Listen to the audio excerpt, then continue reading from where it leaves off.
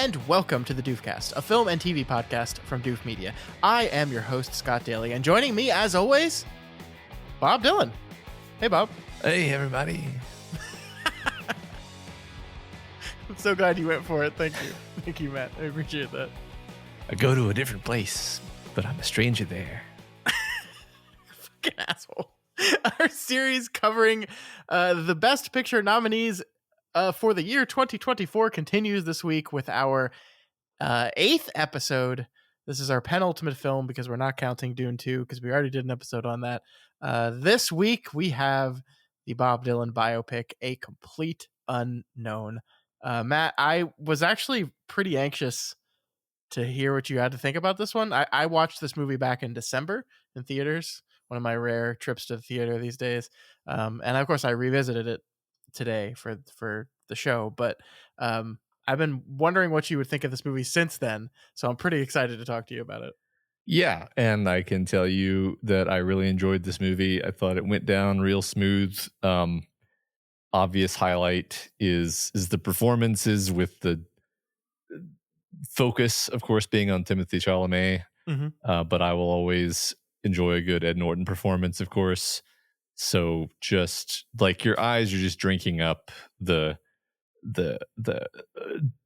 detail oriented, like extremely nuanced performances here. I mean, I'm sure we're going to go on talking about how good Chalamet is for like 20 minutes of this conversation, but that's just a thing that has to be, mentioned. And I think the movie overall works really well. I think biopics can be really hit or miss. I think that any story that's trying to be a biopic is like giving itself a handicap, essentially, by requiring that the narrative adhere to a bunch of stuff that really happened, while reality doesn't tend to have a narrative structure. Sure. I think this movie mostly avoids any of those pitfalls. I think it's a good, solid film. I really enjoyed it, and I'm looking forward to talking about it with you. Yeah, me too. So we will be doing that this week, and then of course we're going to continue our tradition by talking about the latest episode of Severance, episode 6, titled Attila. That will be a full spoilers discussion of that episode as well. So join us after Bob Dylan to chat about Severance. All right, Matt, let's get into A Complete Unknown. I hear Bob is playing electric. Not on our stage, he isn't.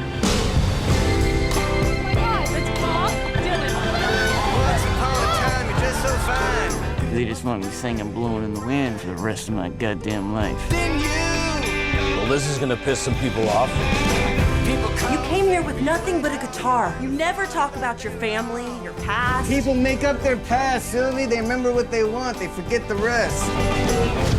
I want to know which side he's on. I'm not sure they want to hear what I want to play, Johnny. I want to hear it. What is this movie all about? In 1961, an unknown 19-year-old Bob Dylan arrives in New York City with his guitar and forges relationships with musical icons on his meteoric rise, culminating in a groundbreaking performance that reverberates around the world. This film was written by James Mangold and Jay Cox. It is directed by James Mangold, and it stars Timothy Chalamet, Edward Norton, Monica Barbaro, and Elle Fanning. All right, Matt, let's dive right into this. I love what you said before the start here of the pressures of being a biopic, especially living in a world post Walk Hard. Right. Making a serious biopic, a musical biopic in this world is very difficult. And I think the way this movie succeeds is by making a biopic that's not actually a biopic. Mm-hmm. Because let's step back here for a minute and talk about what we learned about Bob Dylan in this movie. Okay. What did you learn about Bob Dylan? Who is Bob Dylan? He's a musician, and he eats. Correct. And yeah, like we don't see where Bob Dylan grew up. We get like hints that Dylan is not his last name, right? Yeah. But like the movie intentionally obfuscates everything that he was before he came to New York in 1961, and has no interest in having us or any of the other characters in the film discover anything about who he is as a person. the movie is uninterested in that. And I think it's because Bob Dylan, and let's just be clear here, Bob Dylan's a real person. He's still alive. We don't know him. Right. And so for the rest of this episode, when we say Bob Dylan this, Bob Dylan that, we are talking about the character Bob Dylan in this movie, because that's the only Bob Dylan I for sure know about. Yeah. So the reason I'm setting that up is it seems in this movie, Bob Dylan isn't interested in you knowing who he is either. And he's not actually too interested in knowing who he is. He's whoever he wants to be in the given moment. And that's all he cares about. Yeah. I just for the sake of audio, I'm gonna, quibble like and kind of take Bob Dylan's side, or the character of Bob Dylan, and say like, yeah, okay. So the part where I agree with you completely is like, yeah, it is essentially a non-traditional biopic where it is not doing the beat by beat of like, and then this happened to him, and it changed his life forever, and essentially trying to turn a man's life into a narrative, which, like I said at the beginning, is often not very successful.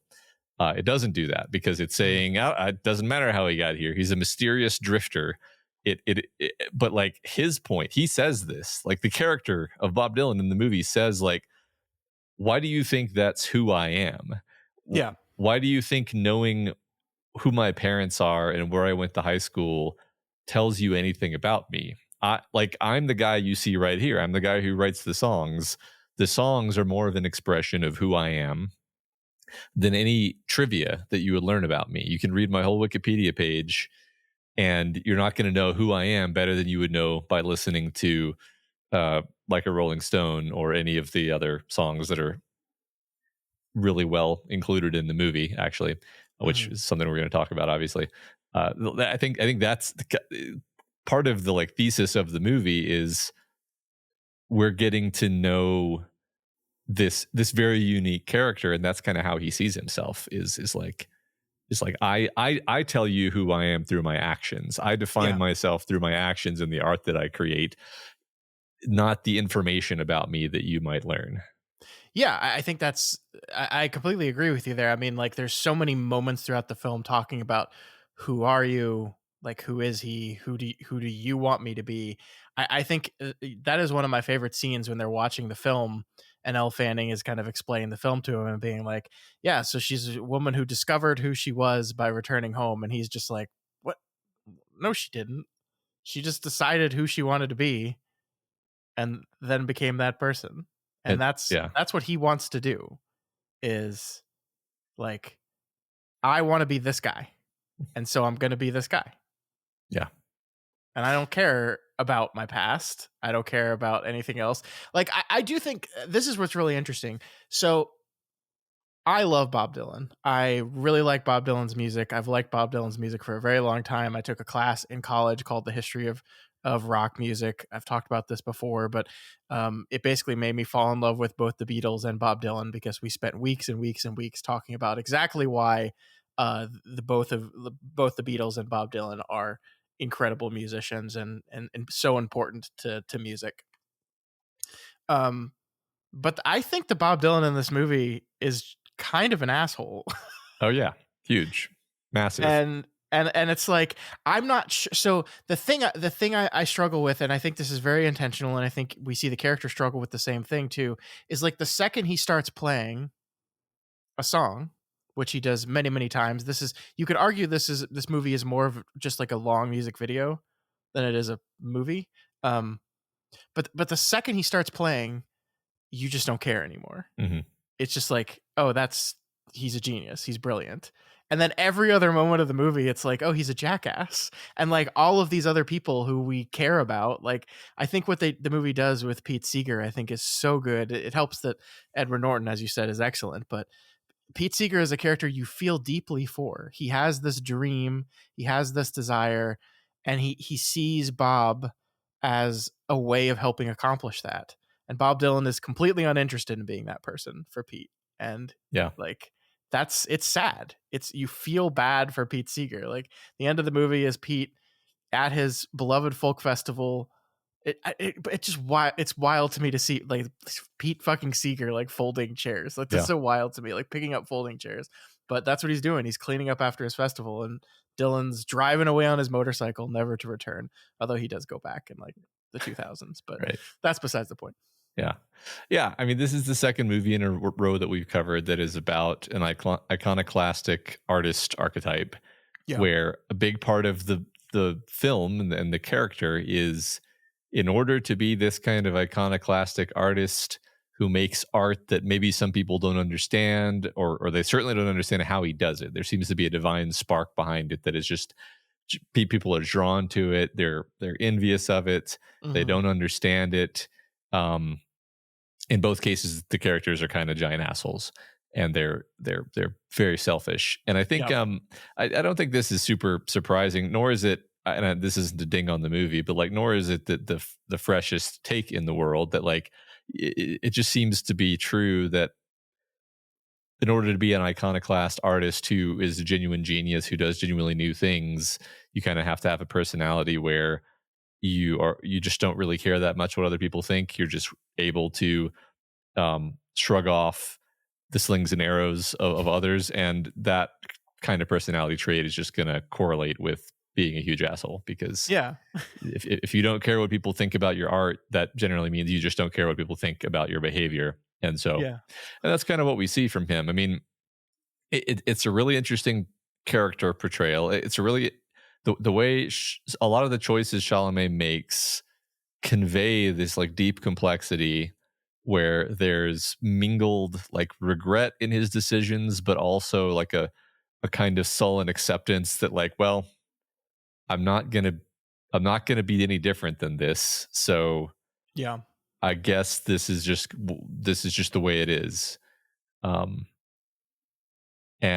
which is compelling to watch. It's a compelling sort of character to watch. Like, it's interesting because while there are some similarities to the Brutalist that I just kind of outlined, there's a lot of differences where like the Brutalist is brutal. The Brutalist is painful to watch. His self-destructiveness is agonizing to watch. Whereas this movie is fun, actually. Yeah. Like, you're kind of rooting for him to just smash it all, because he's like a hero, you know, in a way that the character in the Brutalist wasn't. Yeah. And I think that was a choice. Like the movie, just I'll say it this way: the movie wants you to think Bob Dylan is cool as hell. Like the way it shoots him, the way Chalamet plays him. Yeah, coolest guy who ever lived. According to the movie, it treats him as like a mythological creature that like none of us could hope to actually fully understand. Totally. But we are in complete awe of. Yeah. So I don't know. That is it made it very fun to watch. Made it actually, so out of all the movies we've talked about this year so far, I'm not saying this is my favorite movie, but I think I can safely say this is the one that I had the most fun watching. It is a lot of fun to watch. Yeah. And I mean, so, okay, here, I'm torn about this because I agree with you. The movie wants you to think Bob Dylan's cool because Bob Dylan is cool. Uh-huh. However, there was a point in the movie when we after the first time he plays the folk festival, and we fast forward a year or two, and this, like, we see him wearing a black leather jacket and black sunglasses, like walking the streets of New York City, like picking up a silly instrument and buying it, and like saying things like, "You got kids?" And he goes, "Yeah, got 100,000 of them." Mm-hmm. There was a part of me that just said, like, "You're a fucking dork." Uh-huh. You're a dork. Oh yeah. You're like, I feel like you're trying too hard, Bob. And I don't know where to put that, because I agree with you that the movie wants you to think he's amazing and cool and genius and all these things. But like, was I picking up on something the movie wants you to pick up on there? I don't know. What do you think? Yes, I think you were. I think this is the way it works. Is he's not the most sort of like well-balanced, psychologically healthy person in the first place. Mm-hmm. And then he becomes like the most famous guy in the world. And he is aware that this is bad for him, which speaks to his character to some degree. Like you like the self-awareness of him being, you know, and you see this in the letter that he writes Johnny Cash, where he's like, Mhm. you know, being famous has really done a number on me. You kind of get the sense that him and Johnny Cash are like the only two people who can relate to each other, because they're both like these superstar musicians Yeah. who like no one can, no one else is as famous as them, and as the deal with life for them is just totally distorted. And I think that's kind of part of it, is like, when you're Bob Dylan, you can walk around at night wearing sunglasses and no one thinks that's dorky. It's actually the coolest thing ever. And it's because you're Bob Dylan and you can get away with things, and there's no feedback mechanism for your choices. And I think that actually does drive people crazy. Like, just look at all of the famous musicians over our lifetimes who we've watched like rise meteorically and then crash catastrophically. Mhm. And I think that's basically it. It's like their life, you detach all of the negative feedback mechanisms in a person's life and they completely lose orientation.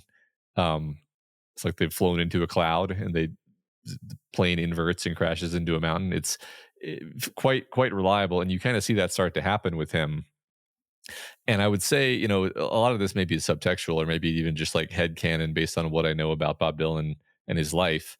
But it seems like part of the arc of the movie is him like consciously rejecting all of that, recognizing that it's bad for him, recognizing that like he doesn't have any interest in being this creature that the mob thinks that he is. And so he, you know, plays the music they don't like. And then, I mean, factually, the movie says this basically in the ending title card, more or less, but it's like he kind of backs away from the spotlight on purpose after Yeah. the events of the movie. So I think that's the arc. That's his arc. Is yes, he's dorky. He has become dorky because there's no one around to tell him that he is acting like a fool, uh, but he recognizes that, and then he tries to back away from it.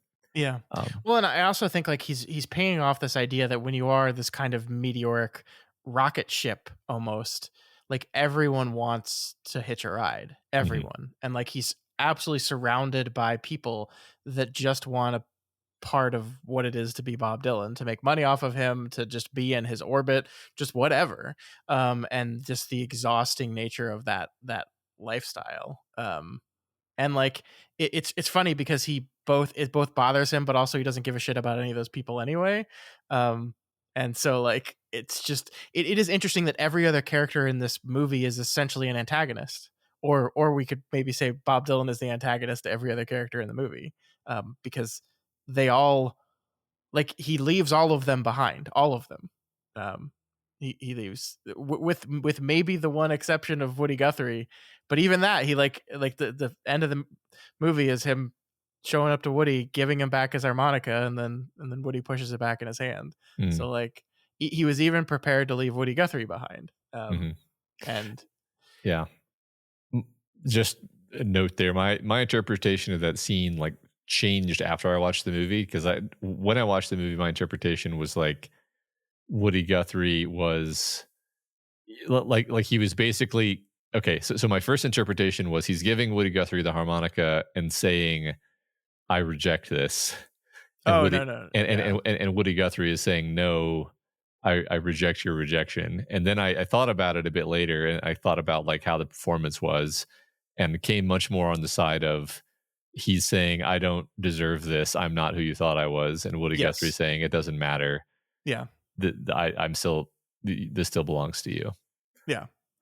I think that's the interpretation. Yeah. I think part of this is really interesting because like I like folk music a lot, and I actually this is arguable. I like Dylan's folk stuff more than I like when he went electric and went more rock and roll, with a couple exceptions of some of his most famous songs ever. But I like all the folk stuff a whole lot.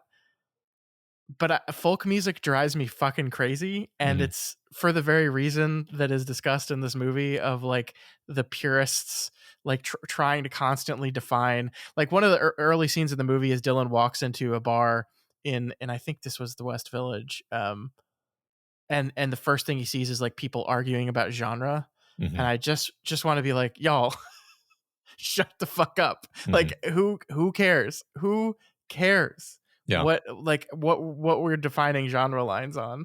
And I mean, that's the big conflict of the movie, right? Is he wants to go, he started playing in folk music because this is the type of music that interests him. He like looked up to Woody Guthrie, and but he was always from the very beginning, like that first car ride he takes with Pete Seeger is him saying, yeah, I like everything. I like rock and roll. I like Johnny Cash. I like I'm not like, he's like, but yeah, you're like a folk singer, right? And he's like, I sing folk music, sure. Uh-huh. But like, he wanted to be everything and do everything. And the idea that like there was this huge conflict because he's gonna play electric at the fucking folk festival is like, it's so stupid. Yeah. Yeah, right, exactly. That's the central story of the movie. Like I think that's a great through line to take if you're going to try to tell the story of a man who, has now lived into his 80s, but only tell stuff that happened when he was like, between 20 and 23, basically. Yeah. Which, by the way, I didn't know that he wrote all these songs when he was like in his early 20s. That honestly shifted my perception of like, oh, he's like a Mozart genius. He's not just like a, talented musician. He's incredible. Yes. But yeah, like the central through line of, I think, Bob Dylan's life is something like continually reinventing himself, always looking toward like what is the next thing. And apparently I learned this doing my reading for this discussion. Apparently he had like a big Christian music phase. You probably know more about this than I do. I knew nothing about this until I read about it, and I just thought this was funny because there's a quote from him. I'm going to paraphrase that, where he was like, "Everybody was telling me Bob Dylan's a prophet when I was younger, and then I say Jesus Christ is the way, and then they say, oh, Bob Dylan's not a prophet," and, and which, the irony is obvious, and it's just like it's such an interesting thing because this book has this movie rather has nothing to do with that, but it feels like that anecdote is so of a piece with what happens in the movie, where it's like, well, now I want to go this way and be this guy and experiment with this thing and explore these ideas, and the audience is like, boo, no, we want the song you wrote when you were 21 again. Yeah, it is kind of incredible how quickly he got tired of people always asking him to play the old stuff. Like, it'd be one thing if he was like in his 40s and people are still like, Mr. Tambourine Man, but it's like in this movie he wrote that song like a year ago. And people are like, come on, play that one. And he's like, no, I don't want to. I mean, like, he was a rocket ship, right? He is a rocket ship. Like, he just was gonna go ascend incredibly quickly, and he didn't have time to wait or stop or do anyone any favors, really. He just wanted it, and every relationship in the movie is built on that. Like, we haven't talked about Sylvie yet. Sylvie, by the way, is the only true invention of this movie. There was a woman that he dated in this time period in his life.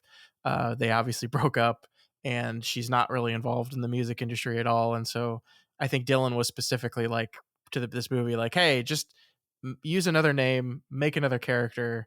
Don't bring any spotlight on this woman who's not asking to be in any kind of spotlight. She's not in this industry. She's not a part of this at all. She's just a girl I dated.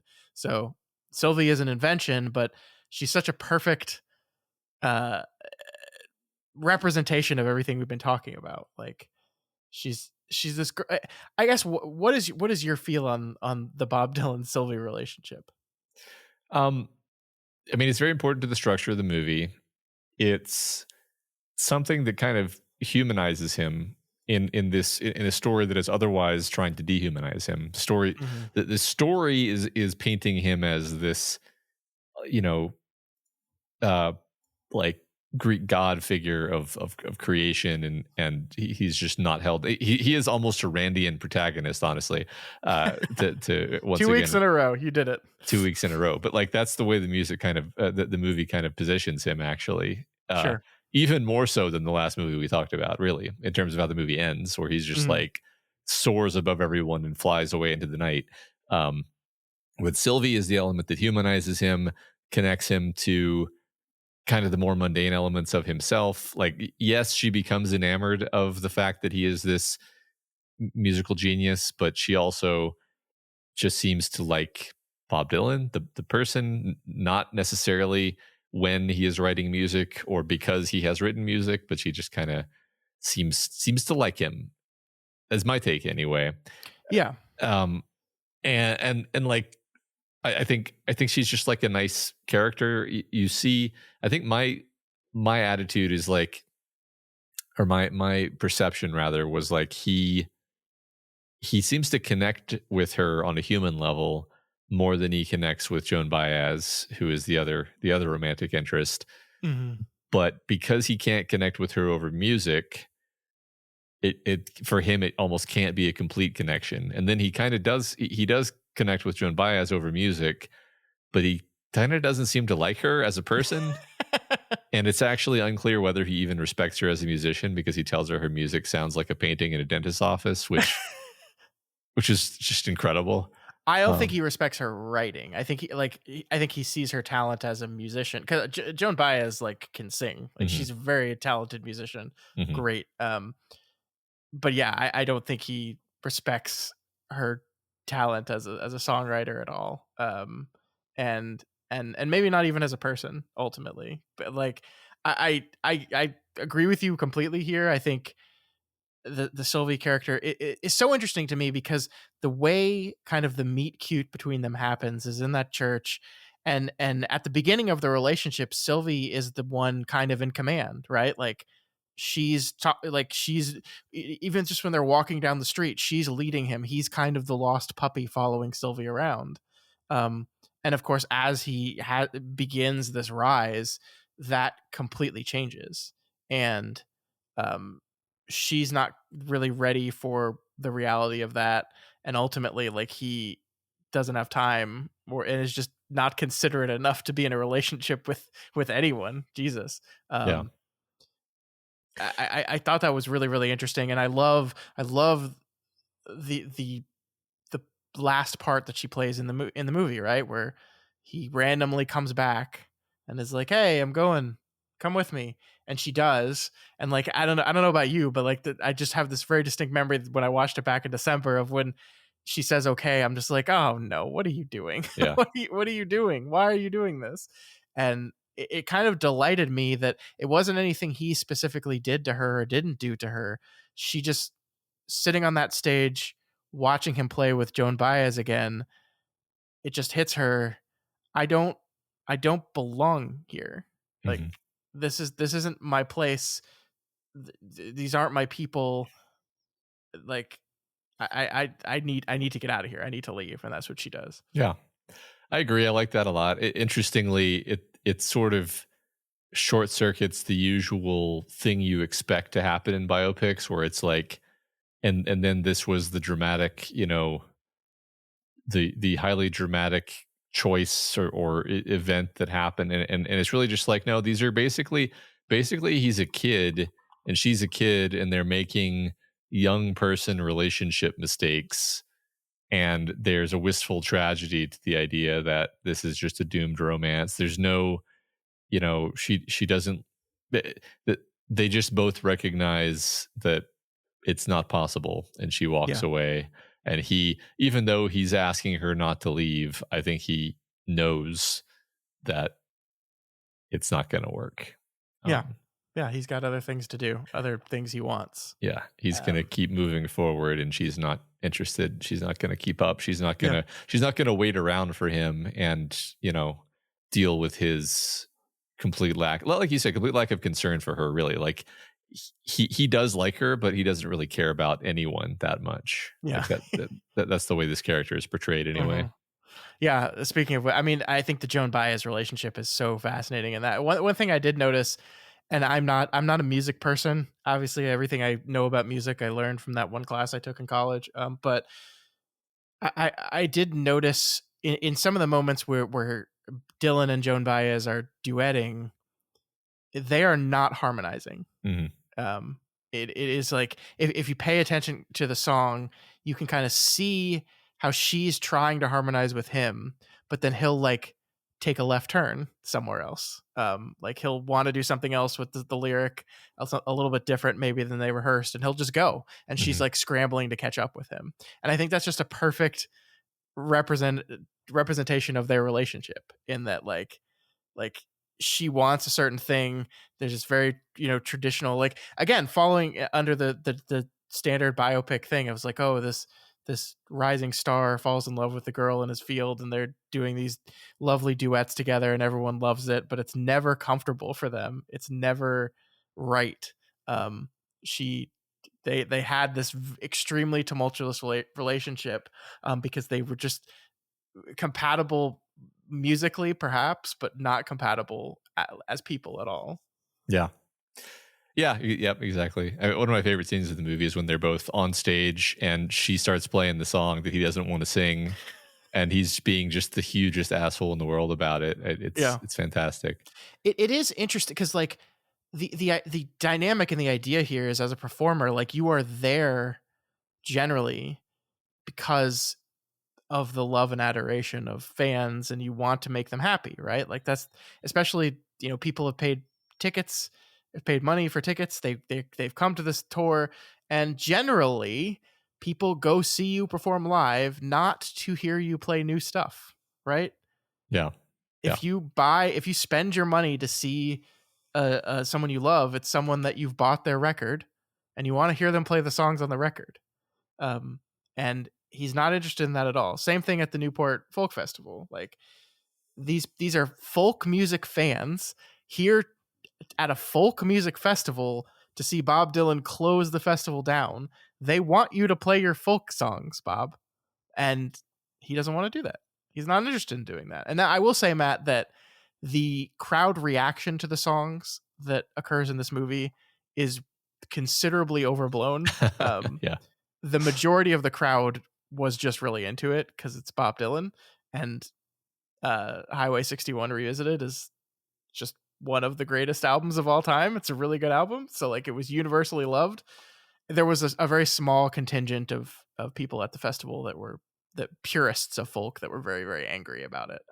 They were a vocal minority, but they were a minority of the people there. So they kind of played it up a little bit. I don't know how many people were like throwing things at the stage as they played songs, but that it works for the drama of the movie, right? Yeah, right. And it also makes the movie, more dramatic, more fun. That like you have Pete running around trying to like see if he can unplug the amps, and the manager getting into a fist fight with the venue promoter or whatever. Like, yeah, just like way overblown, as you say, but this is the climax of the movie. This is the crescendo, and we're dramatizing this spiritual conflict that he's part of. And I liked it. I didn't mind. Like, I didn't know the history, but I did.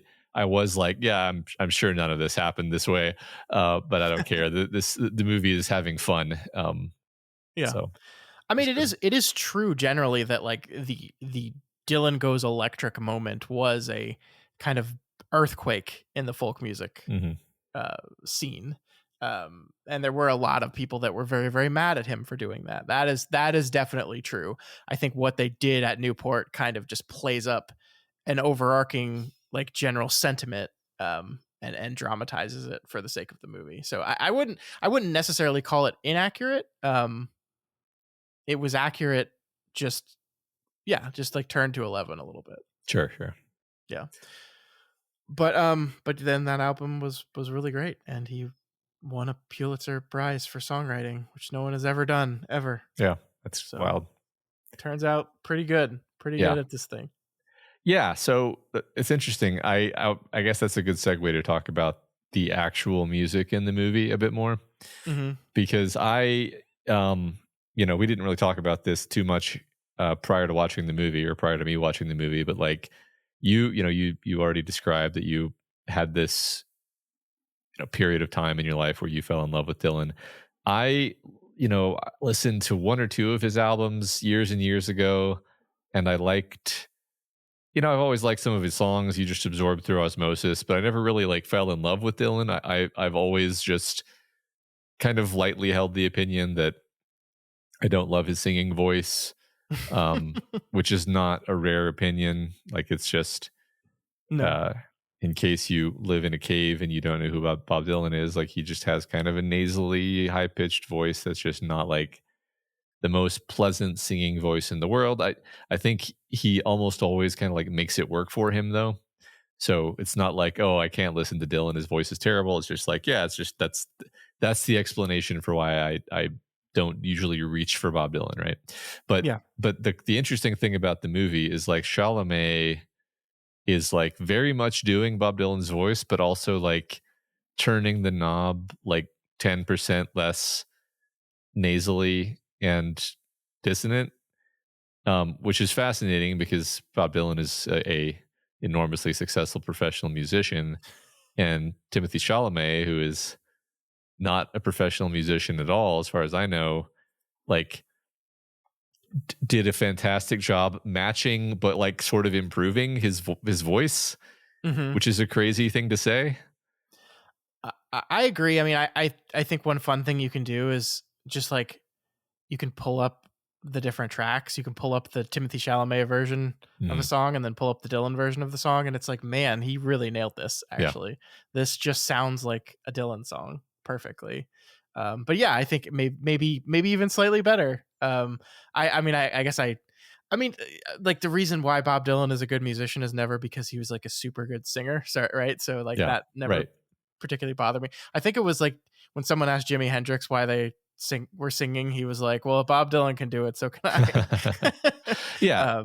So yeah. I think to be like, when I say he makes it work for him, like the sort of roughness of his singing approach works with the kinds of song that he sings. Yeah. Like, and very often he'll do a thing where his lyrics are, like he intentionally sets up an expectation of the tempo and the melody, and then he shifts everything abruptly, or shifts either the melody or he like starts the chorus a beat later than you were expecting. Like, this is just a thing that I've noticed about, not like he's the only guy in the world who does this. This is just one of the approaches to songwriting that he does, and to singing in particular, is his voice is always just kind of slightly not doing the thing that you expected it to do. Sure. Which creates a fun effect, actually. Like, it's actually good, which Chalamet is also doing. He's copying exactly what Dylan does. Yeah, like it's fine. Not the point here was not to criticize Bob Dylan. It was actually to compliment Timothy Chalamet. I mean, yeah, like holy shit. Like this kid is incredible. Matt, he took 5 years to practice for this part. He learned how to play guitar. He learned how to play harmonica. He did it all. He learned how to be Bob Dylan. Like, he really, really committed to this part. And it's one of those things where you're like, well, good. Because you've done an absolutely incredible job. Yeah.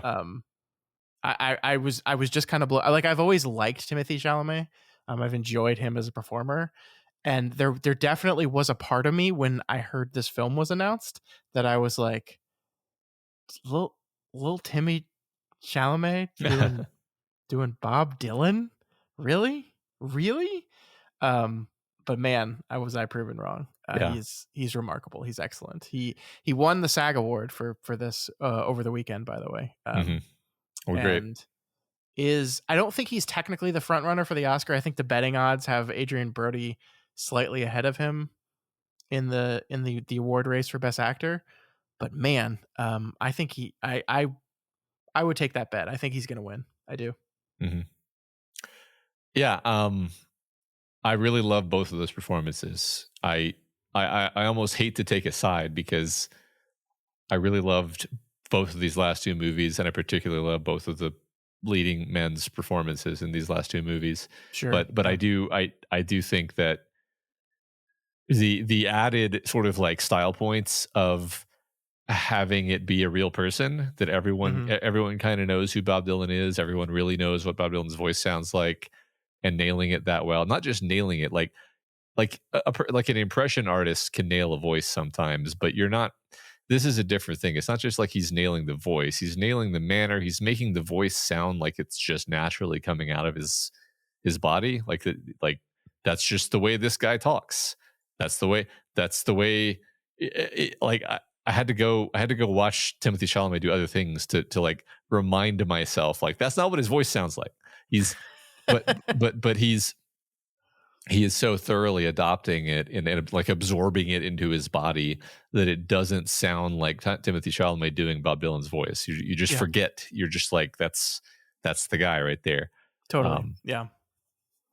I think Chalamet. This is the thing that he does in every movie, obviously, but like there's always like so many layers to his acting choices. There's so much subtlety. He's so magnetic to watch. I don't know if this comparison will make any sense to you, but like I had the thought while I was watching the movie. I was like, Chalamet is my new Tom Cruise. And, Okay. Interesting. and what I mean by that specifically is like everything that he's in, you're gonna have a good time, and you're gonna have a good time watching him specifically. Yeah. Which is what I think about when I think about Tom Cruise. Like Yeah, that's fair. the charisma, the magnetism, the choice of what movies he does, I think matters, right? Like I don't know what I guess I haven't actually seen everything Chalamet's been in, but anyway, I super impressed. Yeah, I mean, I think my comp for him is Leonardo DiCaprio. Mhm. And I kind of think that's what he wants. So we should at least mention when he won the SAG award this past weekend, he gave a speech that ruffled some feathers, Mhm. but I loved. Yeah, me too. Essentially, what he said was, there's an expectation for a person that when they win an award like that they get on stage and they're gracious and humble. And it's not that he wasn't gracious and humbled, but he was basically just like, I want to be the Michael Jordan of acting. Mhm. Like, this is what I want. I want to be maybe the Bob Dylan of acting, right? Mhm. Like, I want to be the best at this. I want to be one of the best that's ever done it, and that's my goal, and that's what I'm striving for. And this award that you've given me is another stepping stone, another bit of fuel on this quest. And a lot of people didn't like it. But man, I'm so into it. I really am. I already loved this kid, and I'm just gonna continue to excitedly follow him. That's for sure. Yeah, I admire ambition. Like you said, it wasn't like it wasn't like an egotistical tirade. He thanked his mom for like half the speech Yeah. before he started talking about this element. Mhm. And yeah, it's like, yeah, why pretend? To me, I've always thought it struck me as mildly disingenuous when an obviously ambitious person who obviously cares tremendously about their craft gets up there and pretends like, oh, I don't deserve this. It's like, of course you think you deserve this. Come on. Yeah. Of course you wanted this. Of course you're proud of yourself. Yeah, you're not supposed to say that you wanted the award. Yeah. Like you're not supposed to, for sure. Yeah, but it's refreshing. It's refreshing, Mhm. and it's human. I mean, every time I see him in real life, my first thought is like, wow, he's not like any of his characters. Yeah. And then I'm like, well, he's an actor, Matt, so he wouldn't seem like his characters. Yeah. But really, he just seems like a kind of solid, down to earth dude. I guess one Yeah. thing, what a different way of saying this perhaps is like you see actors go on like talk shows, and they seem like they're playing a character, and the character is, Matt Damon on talk shows, where you kind of feel like that's probably not the way Matt Damon is when he's eating breakfast and having his coffee. Uh-huh. That's a character that he's playing as part of his job. And when Chalamet goes on talk shows, you kind of feel like this is just a dude and he's not playing a character. Now, he still may be, of course. Yeah. But it doesn't seem like it. It's very possible that the not playing a character is part of his character. It's Very yes. possible. I will say, like, she showed up on College Game Day during the college football season this past year, Mhm. and like is just like, gets on there to do like the picks. And normally when they have celebrities on these things, it's like, oh, I like this school because I'm here, and that will make everyone in the audience happy. And he's like like giving out stats and like things he's heard, like he's a sports nut, which Mhm. is just like not the image in my head I had of him. But he's like really committed and dedicated to it, and I think that's just how he approaches everything in his life. Mhm. That's definitely how he's approaching acting. And so, yeah, I mean, I think there is a part of him that's that. I mean, I don't think that person that stood up on stage there and said, "I want to be the Michael Jordan or Michael Phelps of acting." Those are the people I'm looking at when I'm setting my sights on my career. Like, I don't think that's him putting on an affect. I think that's just him. Yeah.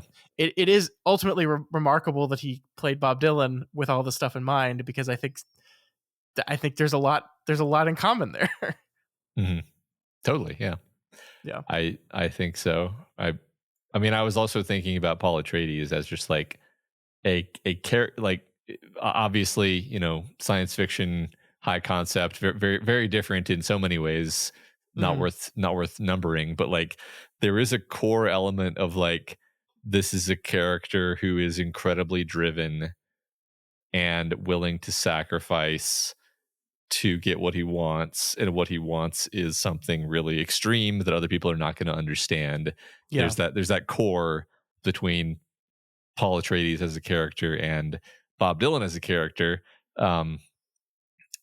which I don't know. I don't think I'm making that up. So I think maybe he's attracted to that kind of role, possibly, or possibly it's just as simple as like, if you want to cast Paul Atreides and you want to cast Bob Dylan and you're looking around at the scene, Chalamet just kind of fits the bill in both cases really well. So Yeah, I don't know. It's just a very exciting career. He's super young.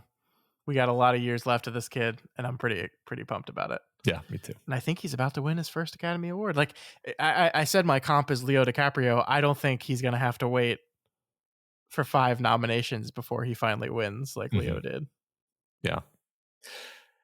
I hope you're right. I wouldn't mind seeing Adrian Brody get it, like, just because I really like Adrian Brody too. Yeah. I think Adrian Brody's great.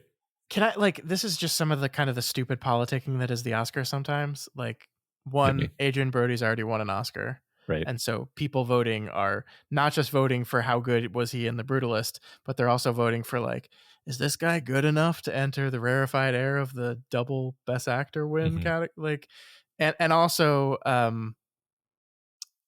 think Adrian Brody is kind of known in Hollywood as being someone who is difficult to work with. So got a lot working against him then. Against him there. Okay. So yeah, I mean, that's kind of why I think that I mean, I think both performances are very often favored by the Academy Award, so it really could go either way. Gotcha. Okay. So we'll see. Cool. Yeah. All right. Anything else you wanted to say about A Complete Unknown? I really like this movie. Like the second time watching it really cemented this for me. I think the first time I was just kind of absorbed in the fact that, oh, this isn't a biopic at all, actually. Wow. I mean, it is, but it barely is. Yeah. And I think this is the biopic I've liked the most in a long time. Sure. It's finally broke the curse of Walk Hard, a Dewey Cox story. Yeah. It is interesting. Like, this movie was directed. We said this, but we didn't actually talk about it, by James Mangold. Who he of Walk the Line fame. So he directed Walk the Line, the Johnny Cash biopic, which I think is a pretty, in biopic terms, it is a pretty bog standard biopic. So much so that, like, Walk Hard was not just satirizing the genre as a whole, but very specifically Walk the Line. Yeah. And so, again, that was part of my worry of he comes back and says, oh, he's doing a Bob Dylan biopic. And it's like, oh, we're just going to get another bog. I'm so sick of these. I'm so sick of the, like, the Bohemian Rhapsodies and things like that. Yeah. And no, this was very good. There's this weird thing happening. I think we maybe have touched on this before, but like these movies are so dependent on the music of the artist to be made. Like there's just no way you can make this movie without having licenses to Bob Dylan's music, right? Mm-hmm. So there's this thing happening in these movies where like either the estate of or just the artist, if they're still alive, has a lot of pull and leeway on what they are and are not allowed to do in these movies because they hold the golden ticket essentially. Mm-hmm. If I pull and say no, you cannot license this music, your movie doesn't get made. And I think there's of course a financial reason for them to want to do that regardless. But like that was one thing that happened in Bohemian Rhapsody. The remaining members of Queen made sure that they were shown very, very, very favorably, which probably was not entirely accurate to how the relationship between Freddie Mercury and the rest of his band actually went. But they had the rights to the music, and they had to make and they could influence the direction of the movie. And I think this is something that, on top of this just being like a tired formula, I think it is ultimately something that is killing the genre. One thing I will say about this movie, I saw both in interviews and heard on podcasts that Bob Dylan really let them do whatever they want. I think that the one thing I mentioned were that he asked them to change the name of his girlfriend as to not bring focus onto this real woman who wants to stay out of all this stuff, was the only demand he made of the film. That's it. Nothing else. He let them do whatever they wanted to with anything. That's cool. And that does seem like a huge limitation when you're trying to, that not only are you trying to tell a story about a thing that really happened, which is a limitation, but then you've got the risk that you can't say negative things and thus can't have drama. So yeah, seems like a problem. But it is, and I don't know how we overcome this. I mean, obviously, like we're always going to need to license the songs. I guess there's a world in which you make a movie about a famous musician and don't have his songs. I don't know how you do that. Don't know. Yeah. Don't know. Yeah. No, I guess that's the one thing you asked if there's anything else I wanted to say. I guess I just I wish we could talk more about the music. The problem is it's very hard to like talk about music. Yeah. It's just, it worked really well to have as many songs as the movie had, to let them breathe. They're all great. Well, and it's not even just the songs where he's performing, but like the Bob Dylan songs are like the backdrop of this film as well. Mm-hmm. Like they're just in the background constantly playing. Yeah. And it's really good. It's really good. I knew I was going to love it because I love Bob Dylan's music. So yeah, there's kind of three different things they do. They do, there's a stage performance, and then there's a recording studio performance, and then there's Bob Dylan playing a song on his guitar for like one or two people, which happens a couple times. And I think the fact that they have that kind of variety is actually really nice. Like I guess I'm thinking of Walk Hard, which is a movie I probably haven't seen in 10 years, but my recollection is that's a movie that is a lot more monotone in that particular way, where it's like, and then they did, this performance, and they did this performance, and they did this performance. These are all famous performances that are part of the story of Johnny Cash that you would have heard of. And so we have to show them. Whereas this was more like driven by the dictates of the story. We're going to do sort of a small piece here, intimate feeling, a big bombastic thing here.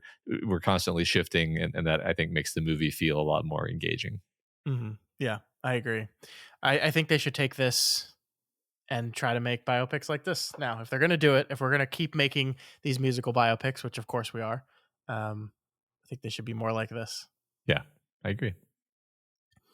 All right, Matt, that is a complete unknown. We have one final film in our Academy Award nominated Best Picture films, and that is the Brazilian film I'm Still Here. We will hopefully be covering that next week. That movie is still not out on streaming. I have not gotten a solid date for it. Maybe they're just holding till after the Oscars to release a date on when it's going to be available to VOD or whatever. We might have to shift things around a little bit, but we will definitely watch that movie eventually. But just not sure if it'll be next week or not. All right. But the Oscars are this weekend. Holy shit, they're here. We've done it. Wow. Good job, us. Who's gonna win, Matt? Who you got? Best Picture. The Brutalist. Okay. How about you? I think Anora is gonna win. That's Okay. where I'm leaning right now.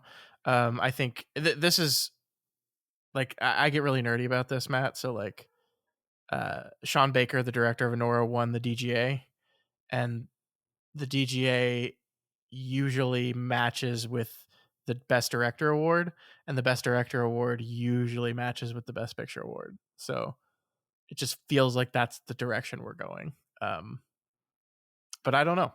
It's weird. Okay. Yeah, I mean you're more plugged into these things, so I usually defer to you. I'm more expressing what my favorite movie was out of the ones we watched, and my favorite movie was Brutalist. I really love The Brutalist too. I think when we're done, we'll like rank all these movies when we have our final film here to mix with the rest of them. But I am so absolutely thrilled we did this. Like it started off a little rocky for us. The 1-2 punch of Wicked and Amelia Perez. Not a great place to start this year, but man, these are a lot of great movies. Like I liked them all, and it's just deciding the varying degrees of which I liked one versus another. Yeah, that's fair. Yeah. All right, before we go, Matt, we got to talk about Severance again. We have to do it. There's this thing happens where I watch these episodes on Friday, and then we don't record until the following Thursday, and I'm like really itching to talk to you about the show for that entire 6-day period, but I have to wait. It's kind of driving me insane a little bit. It is really hard, and I also kind of start to forget, like what exactly happened in that episode versus the previous episode. So I don't know. We'll figure it out though. That's okay. We're big boys. We've been doing this for a while. Yeah. Episode 6 is titled Attila. I've been loving the episode titles, by the way. And where do you want to start here, Matt? Do you want to start with Attila? You want to start with Bert and Fields and Irving? Yeah, let's start with that. Sure. That was super engaging. I first of all, just like a great scene, great acting all around. 3 like just titans, right? Yeah. Of acting. You get fucking John Turturro, John Noble, and Christopher Walken in a room together and just say go. It's gonna be amazing. Yeah, your eyes are just glued to the screen, just soaking in every detail. I try not to like, I've said this before, I try not to like read the Reddits and watch the YouTubes and so forth. I will say YouTube has started recommending Severance theory videos to me, and I may have clicked on a few of them. Oh no, my finger may have slipped, but this is not influenced by any of that. This is just my own like paranoia, which, as you're aware, I carry to everything that I watch and read. That very true. Yeah. So is it just me, or is Bert like is Audi Bert super sketchy? Oh, he's evil. Like okay. I think he's legitimately an awful human being. Okay. Good. So I didn't get to spend as much time in the weeds of Severance theories this week, so I don't know if what I'm saying is accurate to what people are saying or not. But my takeaway from the scene was, one, Bert worked for Lumen. It's they say right out that Bert worked for Lumen before Severance was a thing, right? So he's been working for Lumen for a long time. I think he's still working for Lumen. I don't think it's a coincidence that the day Irving leaves his house is the day that creepy Lumen guy shows up at his house and starts digging through his stuff. I think this was a coordinated effort to get Irving out of his house so they could go rooting around in places, spearheaded by Bert. There's also that really interesting story that, first of all, like just from a world building perspective, the whole conversation about God and souls and innies and outies having a distinct soul, I think is really just delicious and fascinating, and I love it so much. But the part of that conversation I found really interesting is that this idea that Fields says like, and yeah, he had done some such bad stuff that he was definitely going to hell.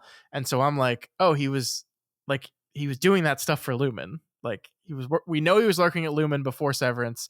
So I fully believe that like he was a Lumen employee when they went to that church and heard that pastor talk about severed souls, and were like, you can do this. And so I just think that's the case. And I don't know what he was doing for Lumen, but I think it's probably despicable and awful.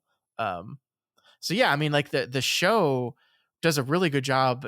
I mean, this scene is like incredibly filmed, right? Like the lighting of this entire scene. You've got the two severed people on either side of John Noble's character. They're using lights. Their faces are kind of cut in half. There's a dark side and a light side to represent the severed parts of them. The acting is wonderful. Everything about the scene is tense and great. And yeah, Bert's a bad dude. Bert's a real bad dude, I think. Yeah, I think there's something really philosophically, metaphysically interesting about the idea of a person who knows they're a bad person, but has enough of a shred of a desire for redemption that when this opportunity, even if it's just like a suggestion of an opportunity comes up, to be like, maybe you can literally cut your soul in half and keep all of the evil in one half, and then the other half will be totally pure and good and innocent, and that half will get to go to heaven. That would be appealing to you. I mean, maybe it's more. Maybe this is closer to like the reason why Lumen is pursuing Severance, is this idea of like creating a pure soul, a pure vessel of some kind. It remains unclear why Lumen is interested in Severance, really. Yeah, we just don't know what. I mean, there's been lots of theories about what Mark is actually working on. It obviously has something to do with Gemma, we've been told, but like, why are they so interested in this? What is it going to do? Yeah, we just don't know. But yeah, I love that wrinkle on Severance, and this ongoing question that we've been talking about all season of like, who are you? What defines you as a person? How are these two peoples distinct and different from each other? Is it like what are we talking about, nature or nurture here, right? Like the old question. And I think the show keeps complicating that, and the idea of these people having separate souls, being separate people, and being punished or rewarded by God separately, I think is just right up my alley, man. I love it so much. Yeah, I enjoyed that. I also really enjoyed the just like off the wall science fiction idea that like the specific reason why Fields is so upset, not just by the implication that maybe his husband has like cheated on him as an innie, but like that the Bert's innie was supposed to be set aside as this pure angelic being for Fields to get to be with in heaven. But now maybe any Bert has fallen in love with someone else, and thus isn't going to want to be with him in heaven, and this is heartbreaking for him. It's so simultaneously like, what, and also just like totally relatable. It's great. It's so great. Yeah. Do you think, I mean, I definitely got the creepy vibes from Bert. Did you get any creepy vibes from Fields? I mean, it's John Noble. He can be very creepy, but did you feel any of that? No, not. I mean, he's super resentful of the whole situation, and is like barely holding his anger and contempt in check. So I mean, he was like drinking a lot of wine, and that's when he let slip that Bert used to work at Lumen. So like, I didn't detect any like. I feel like the hostility we're getting from him is all honest and open. I think you're probably right. Yeah, that's my feeling on him. Okay, let's move on to my second favorite little portion of this week's episode, which is my absolute favorite character right now, Mr. Milchek. Love absolutely everything that's happening with him, and this week we got to see him kind of start to lose his mind over his bad performance review.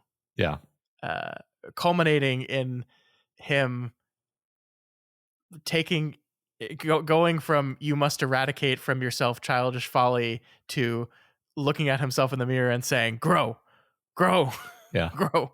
It's wonderful. By the way, the actor who plays this guy is a man named Tremel Tillman, who have not seen in anything else, and he's just so good. Yeah. Like, I still like. I don't know where we're going with this character. I mean, I think that I think we said this last week, but I'm just going to reinforce this. I think this is a, kind of dyed in the wool true believer who is now kind of having his world turned upside down, and he's desperately trying to remold himself into the type of person he knows Lumen wants to be, and he therefore wants to be, but he just can't do it. Yeah. And I don't know where that's going to leave him at the end of this season or even the series, but I am really enjoying watching it happen.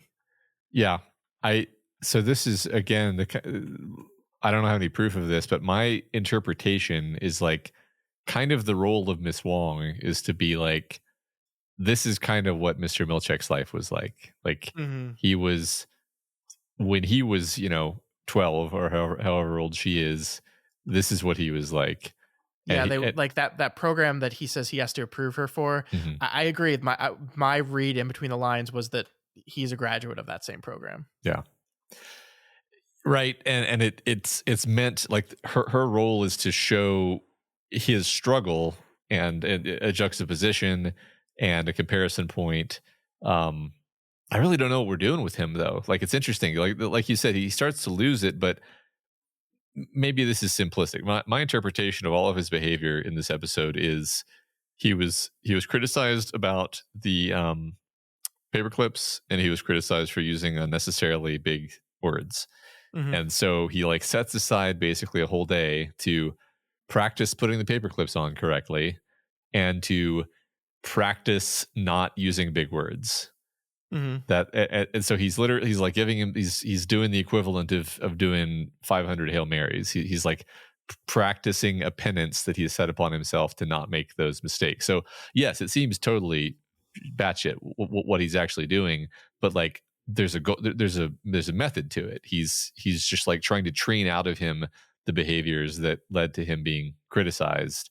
So you could look at that and you could say like, he's certainly not getting any less lumen pilled. Sure. So I don't know. What do you think? Do you have a specific sense of where we're going with this character? Well, I mean, I don't know if I disagree that he's getting less lumen pilled, because I agree with you. Like, he's obvious. Like, I think the aggressiveness with which he took these criticisms to heart shows he's kind of losing grasp on things. So yes, he's in the part of his arc right now where he's desperately trying to make himself back into the golden lumen boy. I think he's just gonna fail, and like he's gonna lose it and fail at that. And again, I don't know where that puts him from there, but this is not like, first of all, the feeling you got from the performance review was that everything outside of the Ortbo portion was basically immaterial to Lumen. It's just like them being petty dicks. Right. And yet those are the things that he spent the entire day focusing on. Like, how many paper clips did he put on papers? Like hundreds. Yeah. And like it is showing a man starting to lose it. A true believer, a pure Lumen head starting to lose his grip on things. And we've been seeing it over the course, the black-faced paintings, and now it's just like he's someone that's in a cult that is maybe starting to realize or see the cult for what it is, and in this last desperate ploy to be like, no, I'm just misunderstanding, and I'm going to throw myself back into this thing full force. I don't think it's going to work. Yeah. I think part of it is that he has risen to like this station that he thought of as being something that would make him happy, like becoming head of the severed floor seems like a really prestigious position, and he gets there and they won't change his screensaver, and the innies disrespect him, and his life does not seem to have gotten any better. And Yeah. I think you're right. I think you're right. So it's gonna be great. It's gonna be fun. Can't wait. Yep. But Matt, office sex. Office sex. We got to get to office sex. Chair fort sex. Yep. I was surprised, but I guess into how this part went this week.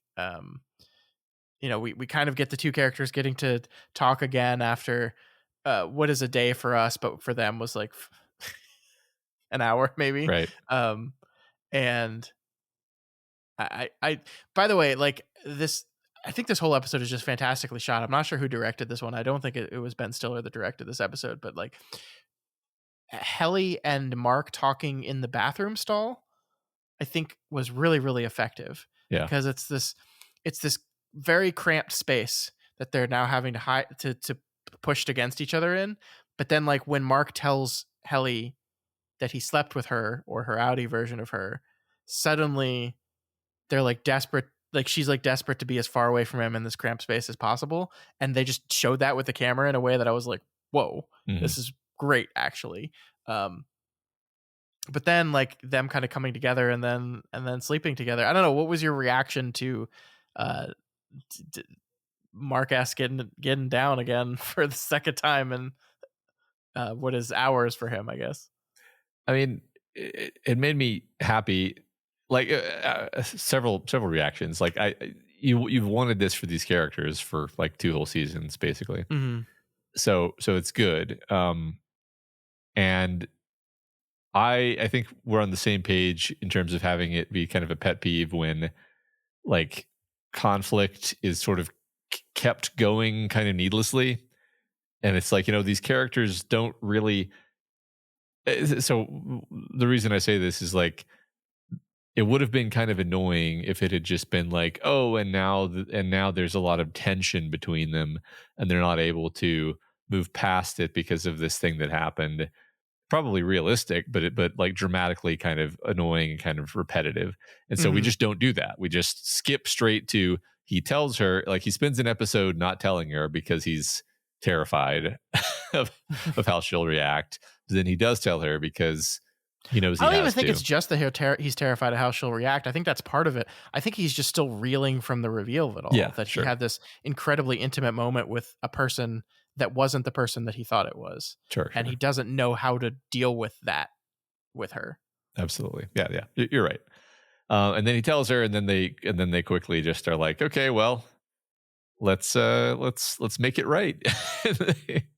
And so it was good. I liked that. I have this suspicion that like maybe they had to do this now because maybe we're not going to see a lot more any Mark in the rest of the season. Yeah.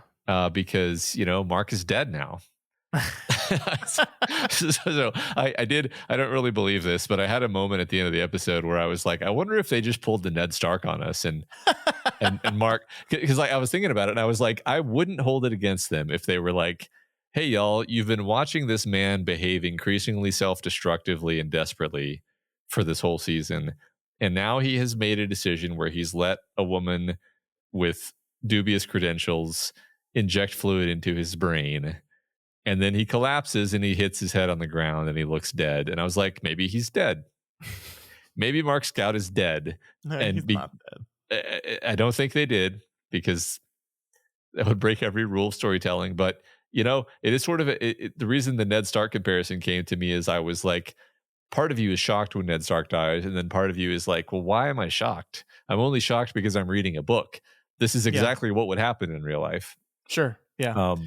So anyway, very dramatic episode ending. Out of all the places to have brain surgery, a basement has to be like the worst one, right? Yeah, I would say so. None of that seemed good. I couldn't watch that scene, by the way. I have this weird feeling. I forget what her name is. The woman that's helping him reintegrate. Ragabi, I think. Yeah, Ragabi. I have this weird feeling about her, and I don't know if this is like your paranoia is wearing off on me. Yeah.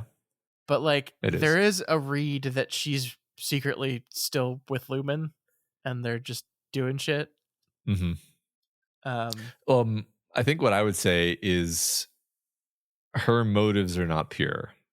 Yeah. Whether she's working for Lumen or she's just kind of doing her own mad scientist thing off to the side that is not necessarily in Mark's best interests. Mm-hmm. I'm not sure, but I don't really see her as just like kind of like a purely heroic figure. There seems to be a lot of darkness and duplicitousness and like manipulativeness, really, because she's constantly pushing him to do incredibly dangerous things and then being really wishy-washy about the risk. And then we see what happens here. I mean, I don't think he's dead, but like again, pretend it's not a movie for a second, pretend it's real life. He could be. Mm-hmm. And if he is, it's because of what a bad, doctor she is, to have just like pushed him to do like unanesthetized brain surgery in a basement. Yeah. So yeah, I don't trust her. Yeah. I agree with that. We'll see, but there's something going on there. I guess like doing this operation makes you like super hungry for some reason. Yeah, isn't that interesting? Because he eats just like the most amount of Chinese food ever. Yeah. Maybe he's eating for two. Oh God. I mean, that's terrifying, but maybe, yeah. Like what? Like the severed brain has dual appetite. I mean, maybe that's. I haven't thought about that. That's very possible. That was my first like thought, and immediately I was like, that doesn't make any sense. But at the same time, why would it make you hungry? So sure, I'll just say that. But that's my that's my official like favorite scene of the episode is Helena finding Mark Scout at the Chinese restaurant. The scene, the shot where she pokes her head up and smiles at him from like 4 booths away is a perfect shot. Yeah. It's just perfect filmmaking. She looks creepy as hell, and she looks like a monster that's seen him and like does this creepy grin. I am so in love with the complicated nature of this relationship, Matt. I am so in love with it. Helena is clearly obsessed with this guy and doesn't know how to handle that at all. So, okay, question for you. She brings up Gemma, but she calls her Hannah. Did she do that on purpose? Because I don't believe Helena doesn't know his wife's real name. Like, I just don't believe it. It's interesting.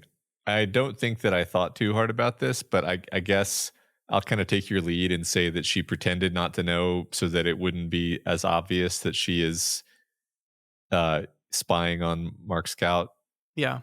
Yeah, it's a move to like see like I don't even know because I'm not like paying attention to you. However, there's a lot of flirtiness going on here. They're flirting really hard with each other.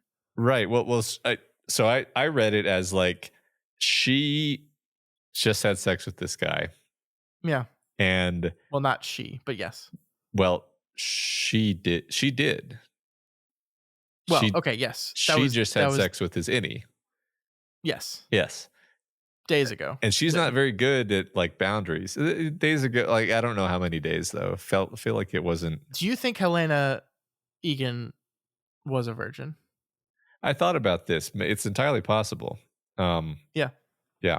So anyway, I think she has the hots for Mark, and I think she is making a move. My interpretation from his side is that he was terrified because he knows exactly who she is and has interesting murdered a Lumen employee recently, and you mean knows exactly who she is as in works for Lumen person, not like knows that his innie work. Okay, yeah. Right. Okay. He knows that she's a high level Lumen person. Maybe, I mean, it's actually an interesting open question whether he has some inkling that because he is like partway through Severance, through Severance reintegration at this point. Maybe he has some inkling or some subconscious inkling of like, I know this person, what is going on here, and maybe that's I think why. So I think that the performance proves that out. Actually, I think maybe not, like fully, but like there's something. And like he is flirting back. I mean, you could argue, yes, he's terrified, but he's just like doing this because this is the expectations of society that I respond to Yeah. this in like kind. But Right. I do think there is some, I think he feels some weird sort of attraction to her that he fully doesn't understand.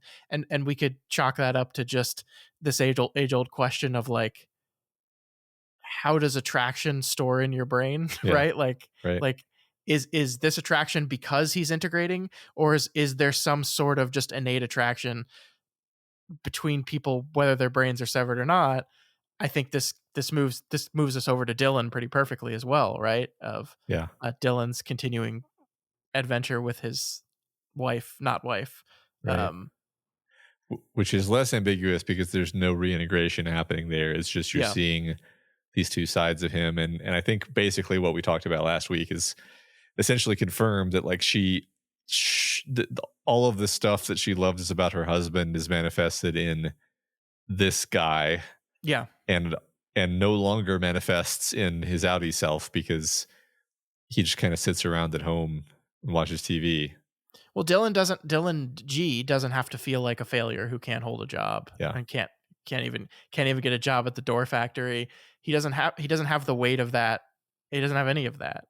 And so it is a more pure, distilled version of the man she married. Is it cheating? Is it cheating?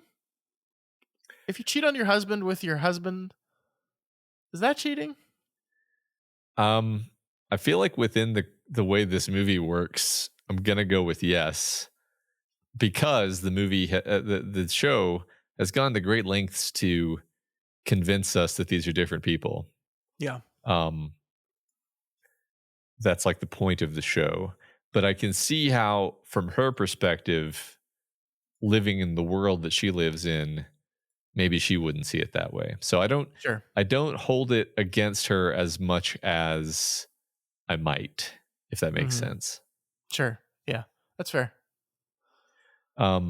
Related to this, I was thinking about like, I don't know what I want to see happen, you know? like I don't. So let's take, for example, Mark. For Mark S, I want him to get to be with Heliar. For Mark Scout, I want him to get to be with Gemma. Oh yeah, how's that going to work? These are two like incompatible things, right? Like at best you get one of them. At worst you get none of them. But it's very hard to imagine that you get both of these things that you want for this quartet of characters. Yeah. And that's really unique. That's one of the really unique things about this show. Yeah, I mean, and like as this integration starts happening, like what actually remains when you take these two people that now we've said, according to the church, have distinct and separate souls, which is literally the definition from a spiritual perspective of being your own independent, unique person. What happens when you integrate those people? Does it just combine back into one soul? It's two Vicks. Yeah. So yeah, I mean, you're absolutely right. Like, what is the outcome here that gives us contentment? Because I have fallen in love with both versions of Mark. I want both versions of them to be happy. Yeah, and it'll make you sad if you feel like one of them is dead and the other is alive, right? And but it's almost inevitable that will be the case. Yeah. So I have a theory. I don't know if this is true or not. And like I said, I didn't really do any extracurricular evidence, so this might be a popular theory. It might not be. I think it's too delicious of a story opportunity to not have Helena be pregnant. And then we get to do a fun thing of which one of them is the mother, like which intercourse is the one that created the baby, right? But was it Helena's or Helly's?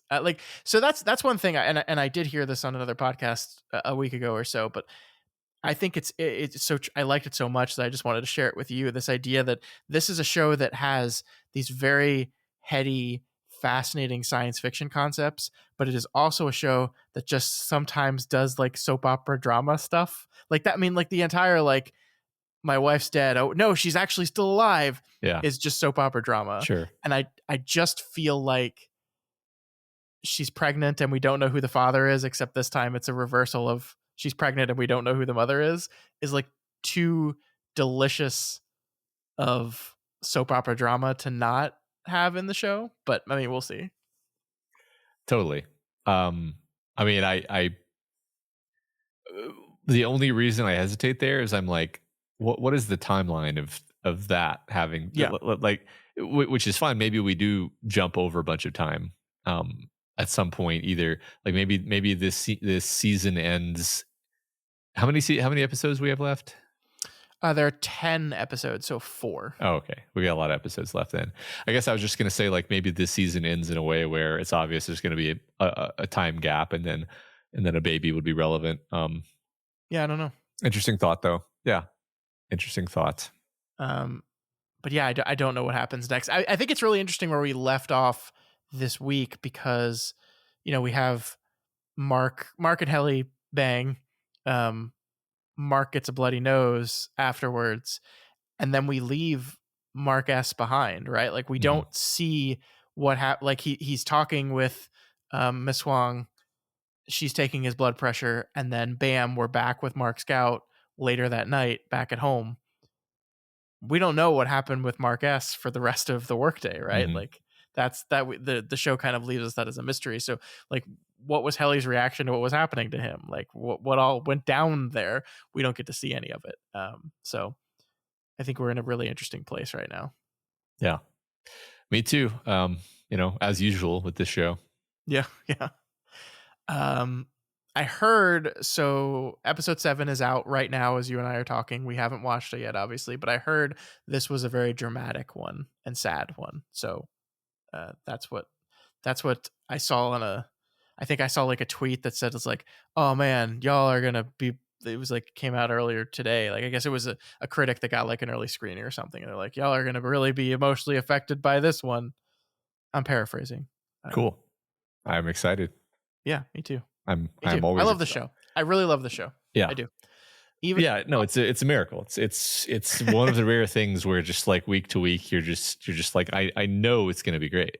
Yeah. Like I'm never like, oh, that was not a good episode. It's like, no, it's never happened. That is always great. And the fact that it's on a service that objectively nobody has a subscription to, and it is like one of the most expensive shows of all time. Like they had like, I think the report was $150 million in budget overages for this season. People have come out and said that's a grossly inaccurate, but there are definitely overages. They spent more money than they had budgeted, and the budget was not small. And like the fact that it exists, we're getting more seasons. It is a phenomenon, even though who has access to the service but us? It's kind of a miracle. Yeah. Yeah. I don't know. And you know what happens as soon as we finish up with the season of this miracle of a show? What? Andor. Oh yeah. The trailer for that came out, and it looks pretty fun. I didn't actually watch the trailer yet. I did.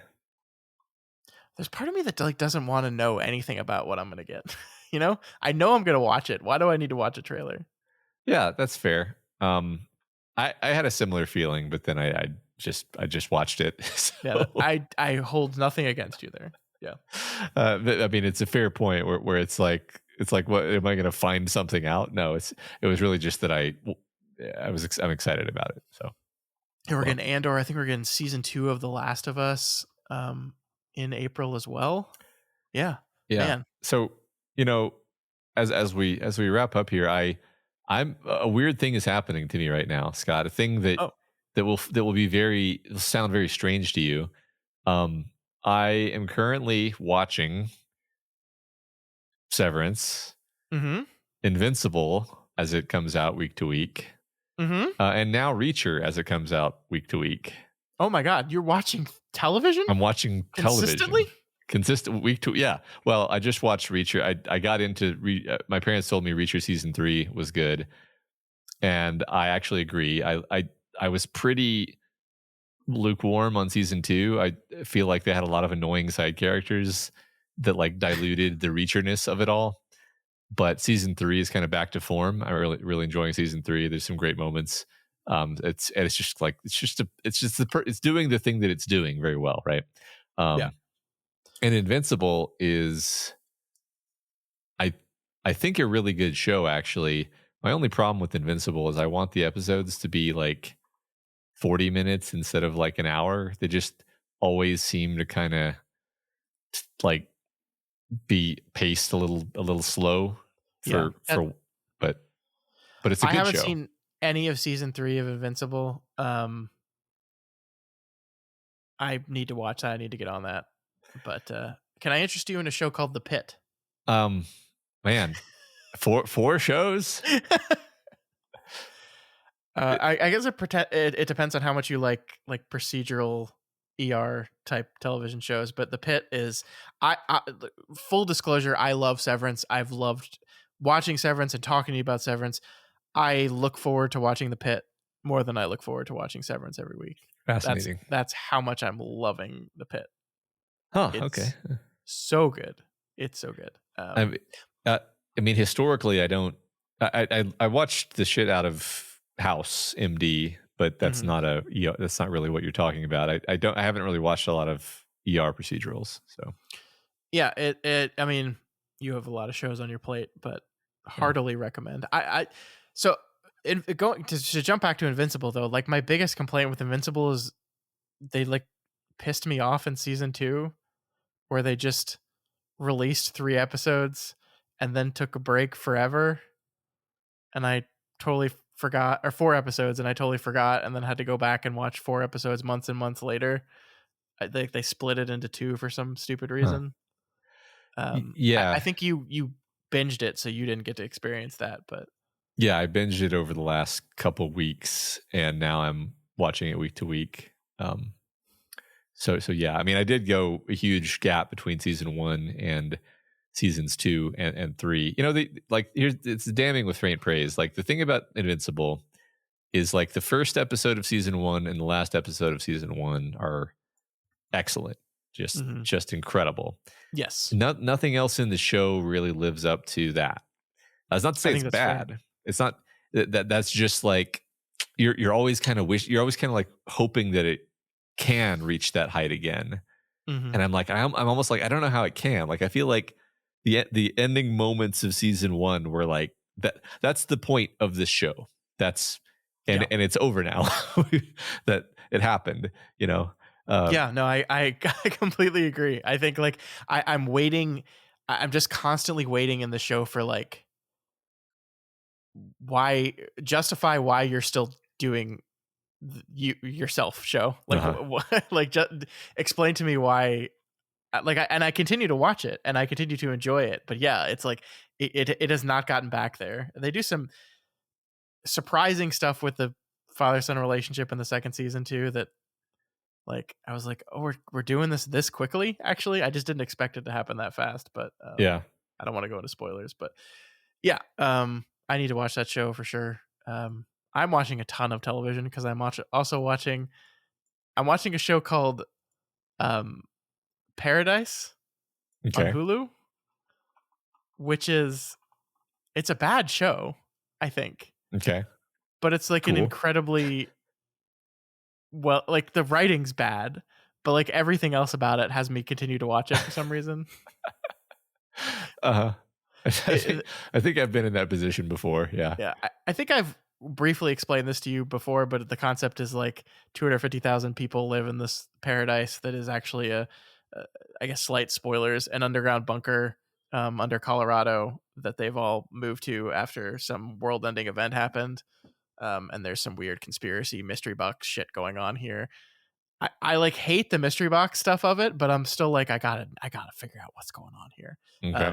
The president of the United States is played by James Marsden, and Sterling K. Brown plays a Secret Service agent that was signed to protect him. It's a bad show, I think, but I watch it. I think the season finale is next week, and I watched the shit out of it. Here's the one thing that pissed me off about it, though, It is so mystery boxy that they even put what is the event that caused the end of the world. That was put in a mystery box too. Uh-huh. And episode 7 that just came out last week finally revealed that. And I thought it was like the best episode of the show so far. But I'm also like, why did we hold that? Like, what is the purpose of holding that back besides just mystery box nonsense stuff? So, out of curiosity, do the characters also not know, or is No, it, they all know. so it's just being withheld from you? Yeah, that Correct. I don't like. They're just that. not talking about it. Yeah. I don't like that. Yeah, they're just like talking around it and not talking about it. Yeah. Okay, that's weird. Also, the movie posits that the president of the United States with the nuclear football has a secret blue card, not the red card that allows him to launch all the nukes, but a blue card that allows him to launch a worldwide set of EMPs that will eliminate all missiles in the world, Okay, even if they're in the air. cool. It's a remarkable technology. I'm glad that's real. But anyway, yeah, I'm watching a ton of stuff right now. It's fun. White Lotus season 3 is back on HBO. It's a fun time to be a TV fan. Yeah. I'm enjoying stepping out and watching a little bit of TV myself too. I'm so proud of you. Yeah. Thank you. All right. I think that's going to do it for us this week. If you have any opinions on A Complete Unknown, on Severance, or on the Academy Awards that are happening this Sunday, we will be here to report back to you next week on our reactions to the show, because Matt is going to watch it for real this time. That's right. Real. If you're not subscribed to the Doofcast, you just moved right on past that. Yeah. No, I'm not. We'll see, Scott. Maybe. I think you can stream it for reals this time. I know you couldn't stream it last year. I didn't even try. I thought you did try last year. Oh, no, you're right. I did try, but I gave up really fast, and I don't count that as trying. Anyway, if you have more stick-to-itiveness and gumption than me, then subscribe to the Doofcast, and you'll never miss an episode. You can find us on all the podcasting platforms. And if you like what we do here and want to support us, please consider becoming a patron of Doof Media. Head on over to patreon.com/Doof Media. Pledge to at any of the available levels for bonus perks and everything. And Matt, I think we do have something else to announce today, right? Yes. We have a totally revamped doofmedia.com homepage website. Yep. A good friend of mine put it together for us. It's a really beautiful, unique looking website. It reminds me of the time before the internet looked all samey and monotone and was taken over by like your Squarespaces and your WordPresses. It's just really beautiful looking, and I am so happy with it. And go check it out. You can watch and listen to the episodes on the browser if you want. I know most people probably don't, but you can. It's just a great website. I'm really happy with it. Yeah, me too. Our old website was slow, unwieldy, and bad, and this website is quick and wonderful, and I love every single bit of it. So yeah, check out the website doofmedia.com, and that's you'll get links to everything we do and more there. So set it on your homepage. That's right. Do people have homepages anymore? Is that a thing? I don't know. I don't know how anything works. Fair. All right, folks. I think that's it. Is that it? That's it. Done? Yeah, we're done. Oscars are this weekend. Exciting. And we'll figure out next week if we're going to be able to watch the last Oscar film or not. I don't know. We'll see. We'll be back next week with an episode either way. But we'll see it then.